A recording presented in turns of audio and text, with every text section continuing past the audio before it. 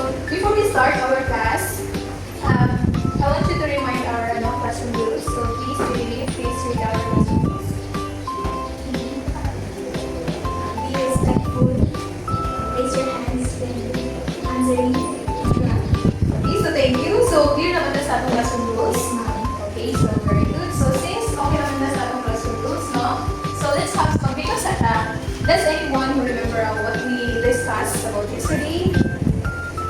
Unsa to? Yes, very good. It's all about the bacteriology. So, unsa lang ng bacteriology? It is the study of bacteria. Yes, it is the study of bacteria, the word bacteria.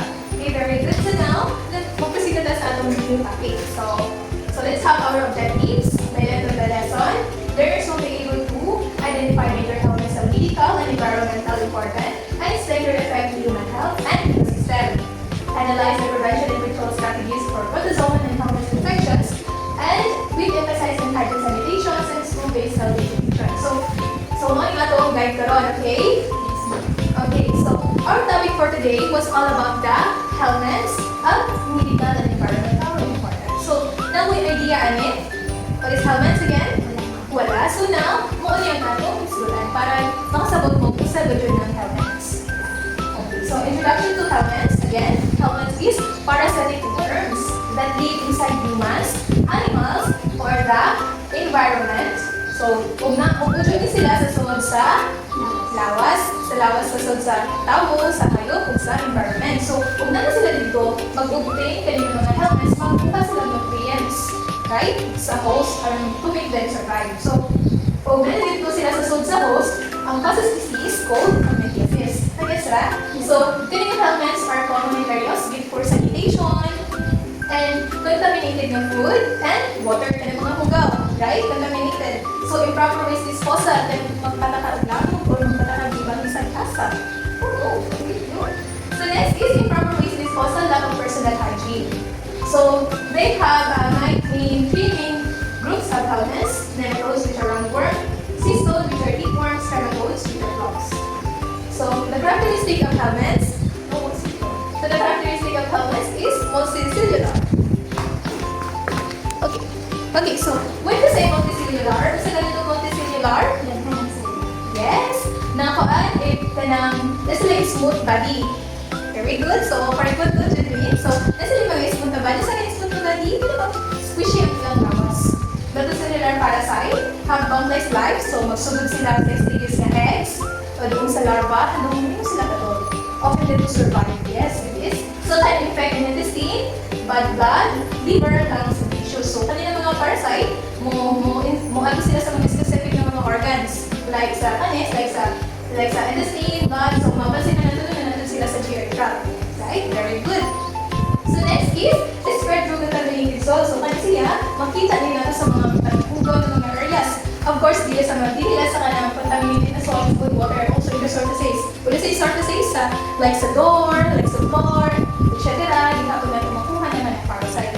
So, many species produce thousands of eggs ka ng mga female ng mga parasite. When ang female, mahimo na siyang adult dito sa intestine, ang matabo, ang female na parasite na uod is mag-produce 1,000 of eggs dun sa intestine.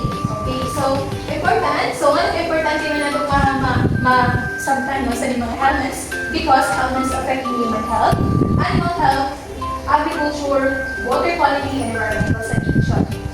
So, this is the classification of helmets. So, please read. Can you read? Nematodes. Can you please stand up?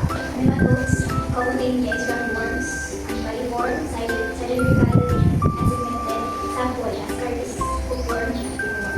Okay, so very good. Thank you to the lead. So, next naman na direct. So, mga ilang classification ka na. So, please remember this because we have the investigation there. Okay, so, of course, they have phylum and platyhelminths. So, nag-belong sila sa kingdom of Animalia or Animal Kingdom. So, the word platyhelminths, the word flat, they are flatworms. So, mga flat sila. And then, nematodes is roundworm. The word around, so, ano silang ka na? Round. So, ano ang ka na nasa smooth na body. So, the nematodes. Yes? So, here, susunod na din sa nematodes. Susunod na itong nematode class. So, which are roundworms sila ng mga helminths. So, nematodes are cylindrical. When we say cylindrical, kung sa ganito, okay, so that's like body tube, right? And segmented worm. So when you say ang segmented worm, kung sa ganito ang segmented,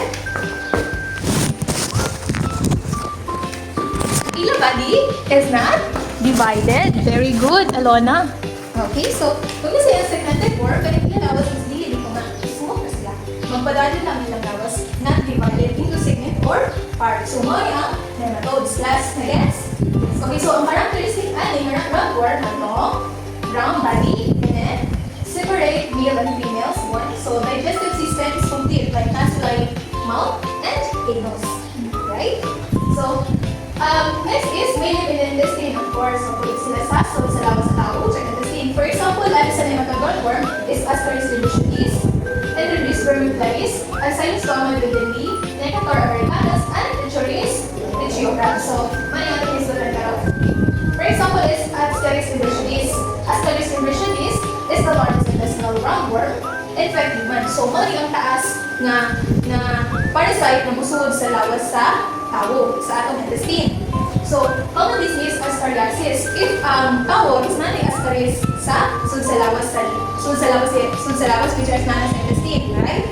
So, matawag din Ascariasis. So, human become infected by swallowing eggs from contaminated food, water, or soil. So, they're common actually, addition sa hukom ng pamako. They're ganun tagas of damag. So, they are common in the children. And also the farmer, right? Ano man, yung bata, magpapakala ba yun nagtuwa sa kanong years? Of course, hindi when I was a kid, my intestines would out roundworm. Yes, I admit it.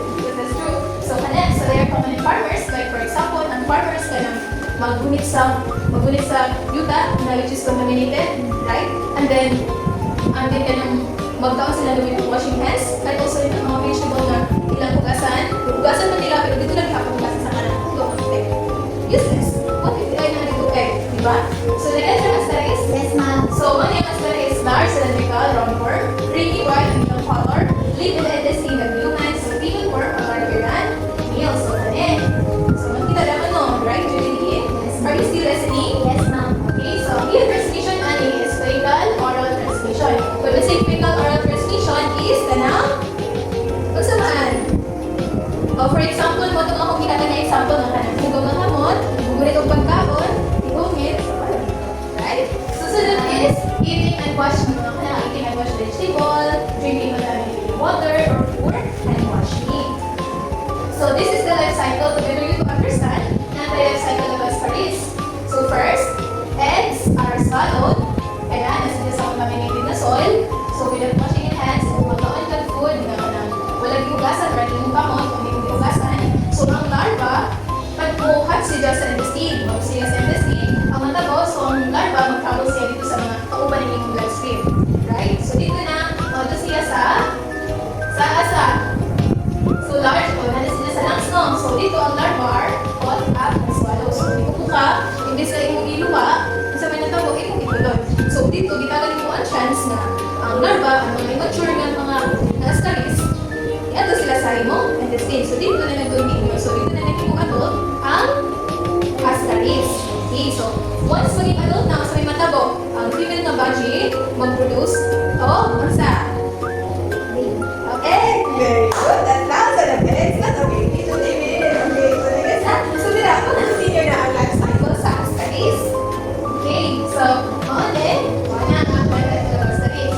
Okay, so natin video. So dito na rin na-update. Kasi na rin ako. Okay? So effect, ani is ang sa effect ng humans, abdominal discomfort, nausea, suka, kaya magsakit sa tiyan, medyo malas pag-pagulay. Ang severe infection is intestinal obstructions. When we say intestinal obstructions, kung nga, di ka ng parasite, di ka na ang mga Ascaris na nandito sa imong intestine.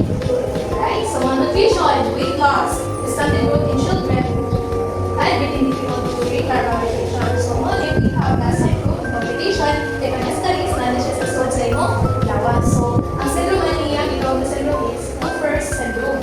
And intestinal blockage, also, Bullgaria Ascaris. So, in Kupfer's syndrome, na-caused by migration of larva through the lungs. So, dira na ang Kupfer's syndrome na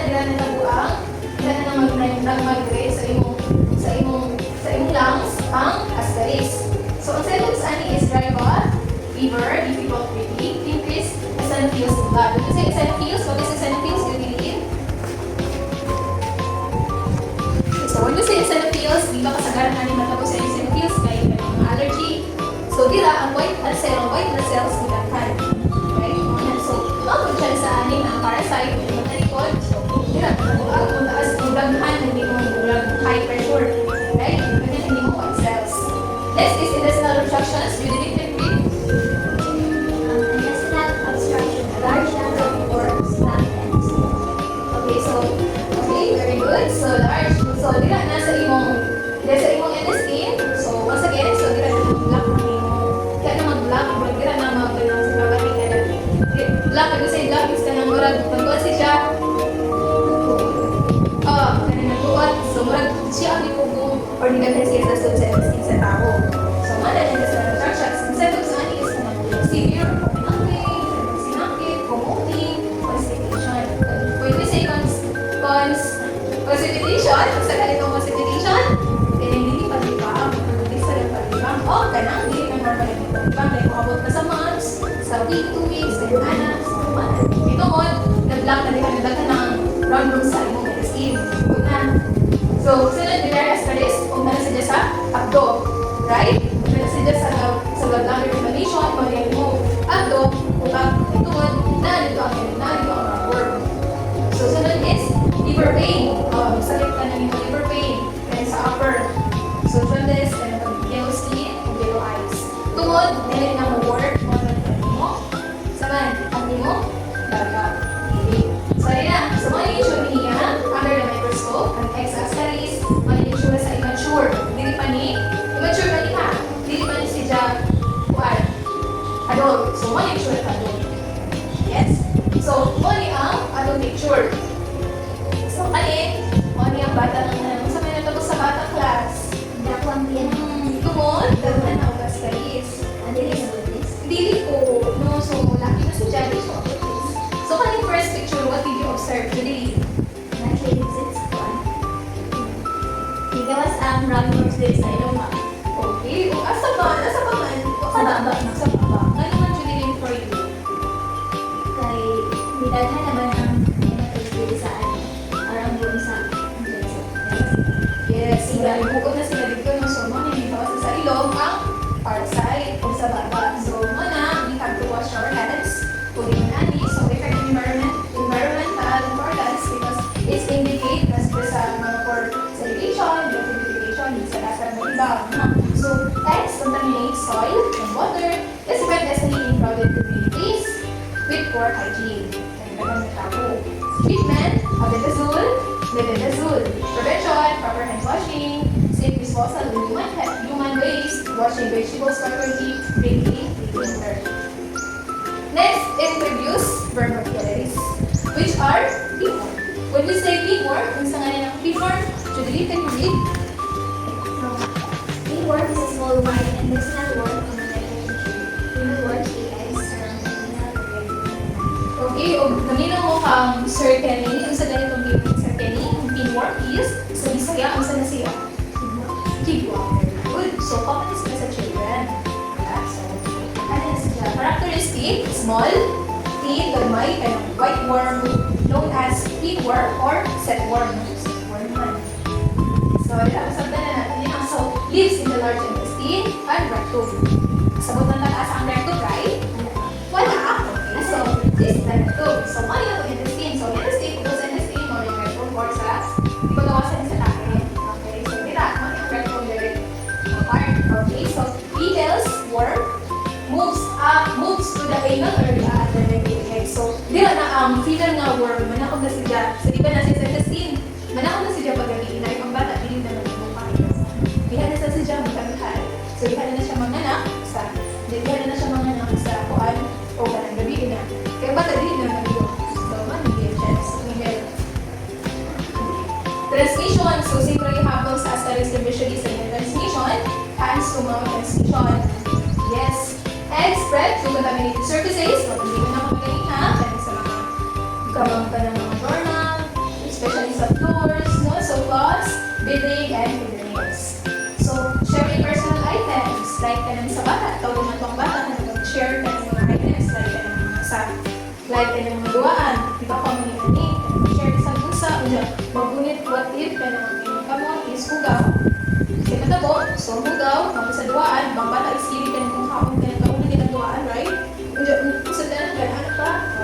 What if they are ay egg sa pinworm. You can sa dogs. Okay, so sign and symptoms ani is kanang itching, difficulty sleeping, kunja irritability, sa bata, ang very symptoms. But anyway, so ikas mo. So that's why, as we go ahead, if namin ko na isuon, mga baby pa, or pagkumangkot, be aware of that. So effect, so kanang effect on introduce vermiculitis, effect on human health, Pseudomonas, skin irritation from scratching, secondary bacterial infection. Pwede sa secondary bacterial, ang pinworm pwede siya masok-sok dito sa saman. Okay? So saman. So, reduce concentration in school. Environmental importance is we spread in crowded communities like school and also household. And surviving surfaces for several days. If na sila ang pinworm, is na sila sa mga surfaces. So, kaninang mga pinworm, survive ka sila sa mga 1 week o 1 week na mabuhi sila dito sa surface. Like sa mga kuan, mga to. So, poor hygiene, increased transmission. Poor hygiene, ginagawa na transmission. So, prevention ani, proper hand washing, cutting fingernails, washing getting and clothes regularly, daily bathing, and avoid nail biting. So, what ensure sa asparagus glass? Again, stay mature, this is the egg at the pinworm. So, what ensure if ang female na pinworm, mag-produce na siya of eggs. So, dali na siyang go up class ang egg. Dili na siya mo ako kung 1 week. Mabuta na siya o 3 days, 2 days. Wala na. So, mudaghan mo, buwak layo ng kuhan. Mula yun siya, immature. Right? So, mature sa pinworm sila. So, again, ang video, send na rin ako sa GC class. Hindi niya tapos lang, kaya happy ko. So, yun, sunod ani is, asalisoma, delendi, and necrotomus, which are hookworms. So, hookworms are intestinal parasite that attach to the intestine wall and feed on the bloodstream. Blood. So, hindi ani, yung hookworm is kanang, kung ano sila, direct skin, direct contact. Right? So, kung ano sila, common infection, common disease, hookworm infection. This, nakita man yung putiin, no? Okay. Characteristic is called curved worms. Lives in the small intestine, feed on blood from intestinal wall. So, bilang siya musok-sok dito sa atong Asamaan, very good. So, transition, para penetrate the skin, mga to, skin direct contact, then hookworm, usually to their feet, walking the contaminated soil. So, kanina pinworm is common sila kanang bilang silang mas kulang kanya yung moist na kuhan. Pasang dito ang kuhan. Na soil. Kinikuan sa mga, kapitira sa mga pagbubuhay sa mga soil. So, ang salisoma, mo ang old na hookworm. As tinipon no, so mo ang paspas mo kuha o nutrients so sa lungs. Travel man siya padoong, so musuksok siya sa tiil no, direct contact with the skin, suksok padoong. Isa, everything. Ano yung itsura? So mo ang delikado ng hookworm. Kaysa sa new, kaysa sa necrotomus. Dalawa, wala siya tipon. So mo din because hindi nakakain na o hookworm. So kung saan mag-dili. So, very good na. Ang salisoma doon din ang necrotomal cycle. So, eggs, pasok na sila sa life cycle sa Ascaris class. Okay? So, again, the video is amendment. So, effect on human health. So, blood loss, iron deficiency, anemia, weakness in attitude, low skin, malnutritions, severe cases, and delayed growth in children, cognitive development, and dali ka makalimot, and really active sa school. Really active sa school, okay? So, environmental importance, soil contaminated from irrigations, and manufactured. So, commonly warm and moist environment indicates poor sanitation and pollution. So, prevention ani, wearing footwear, proper toilet use, safe disposal of feces, rewarding programs. So, ano yung ensure task? Okay, so noon, ano na sa worms? Didn't you read? Worms. Cestodes are long, flat, and worms. Okay, so sa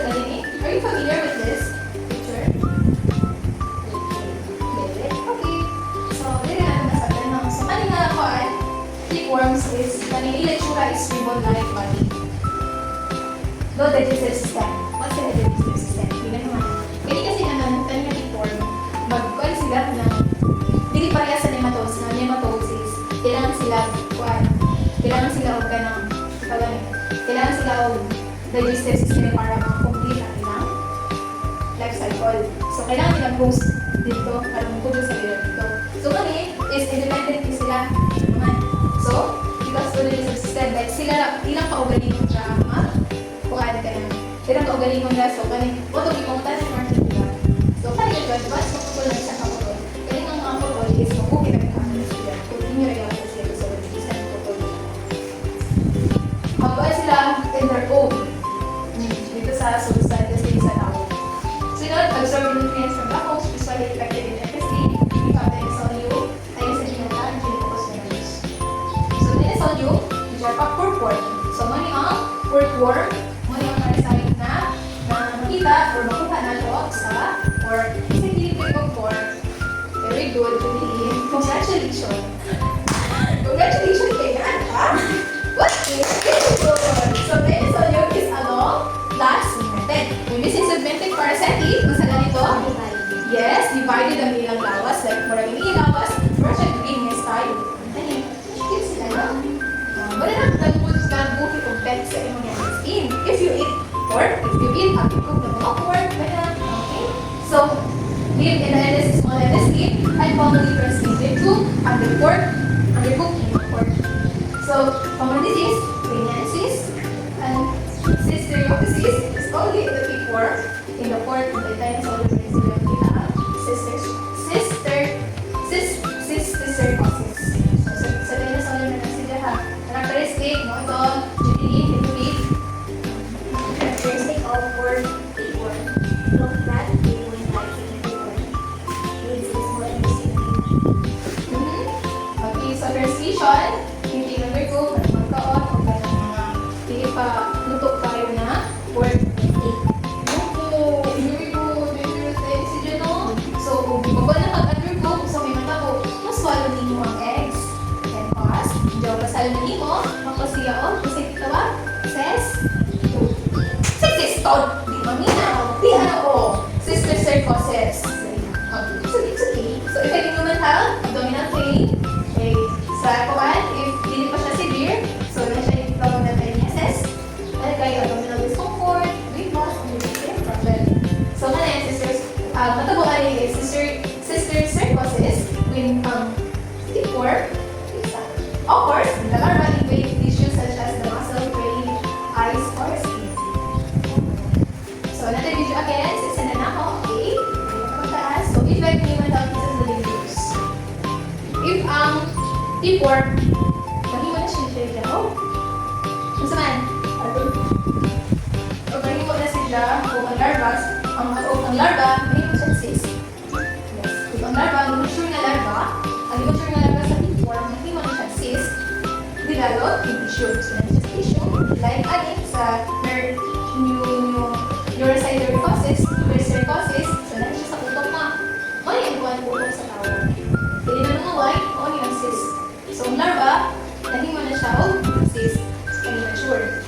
So, kung nakaani, seizures, headaches, o brain inflammation. So, ang seizure, kaya nagdili na kung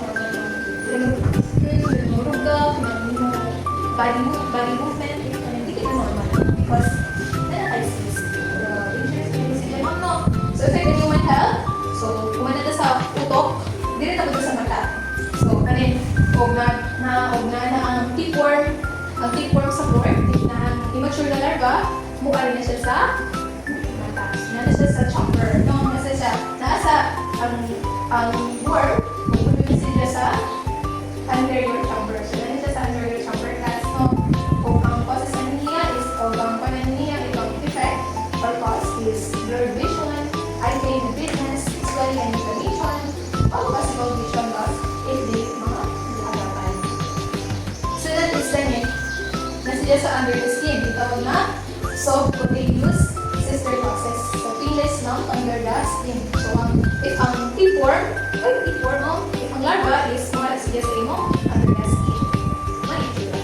Bisag siya pag-bukod siya, dili parehas sa kanang lain ng mga helmet. So, kaya siya, before is very dangerous class.